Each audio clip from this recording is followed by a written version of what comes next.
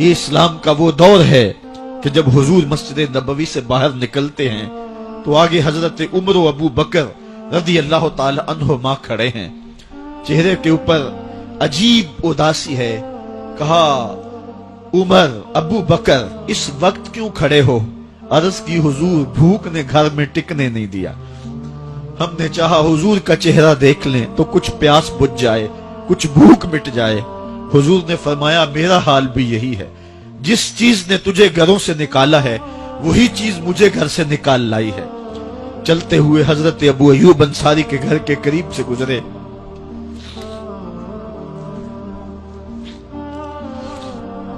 حضور کی خوشبو پا کے وہ باہر آ گئے۔ عرض کی بندہ نواز آج میرے مہمان نہیں بنتے؟ حضور نے کہا تمہاری مرضی۔ گھر لے گئے، چٹائی بچھائی، حضور کو بٹھایا، گھر والوں کو بکری کا بچہ ذبح کر کے دیا، کہا جلدی جلدی کھانا تیار کرو، میرے آقا کو بھوک لگی ہوگی۔ یہ کہہ کے واپس آئے، حضور کے پاس بیٹھے، نظر چہرے پہ پڑی تو گھبرا گئے۔ نکاحت کے آثار اتنے واضح تھے کہ سمجھ آ رہی تھی کتنے دنوں سے حضور نے کچھ نہیں کھایا۔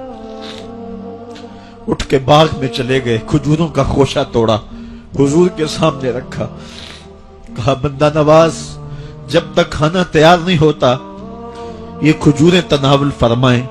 تھوڑی دیر کے بعد کھانا دسترخوان پہ لگ گیا، حضور سے عرض کی گئی حضور آئیں کھانا تناول کر لیں۔ دسترخوان پر تشریف فرما ہو کر کے حضور نے ایک روٹی لی اور چند بوٹیاں اٹھائیں اور ایک خادم کو بلا کر کے کہا جاؤ ہمارے گھر دے آؤ، میری بیٹی فاطمہ کتنے دنوں سے بھوکی۔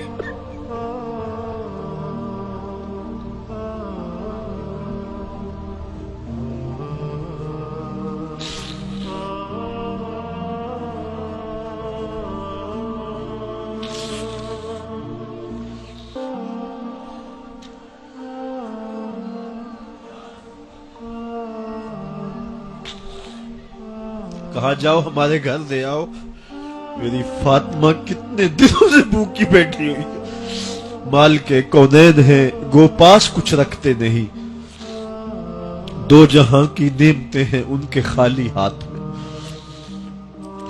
آپ کو پتا ہوگا کہ جب میرے حضور کا وصال ہوا ہے تو حضور کی ایک زرہ ایک یہودی کے گھر میں گروی رکھی ہوئی تھی، حضور نے زرہ رکھ کر کے اس سے قرض لیا ہوا تھا۔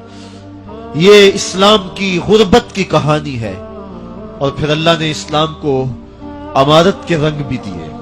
اقبال کہتا ہے زوال بندہ مومن کا بے زری سے نہیں، یہ نہیں ہے مسئلہ، مسئلہ پستی ہے، زبوحالی ہے، تعلیمی انحطاط ہے، عملی انحطاط ہے، مرکز سے جو ہے وہ دوری ہے، دامن رسالت ماب کو چھوڑ دیا ہے۔ پھر رسوائیاں مقدر نہیں ہوں گی تو کیا ہوں گی؟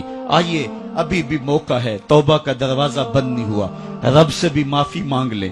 گنبد خضرا کے مکین کے حضور بھی ہاتھ جوڑ کے کہیں چھوڑ کے آپ کا دامن رحمت، آقا ہم سے بھول ہوئی، کھو دی اپنی قدر و قیمت، آقا ہم سے بھول ہوئی، دیکھ ہماری آنکھ بچولی، اپنے سینے اپنی گولی، بھول گئے ہم درس اخوت، آقا ہم سے بھول ہوئی۔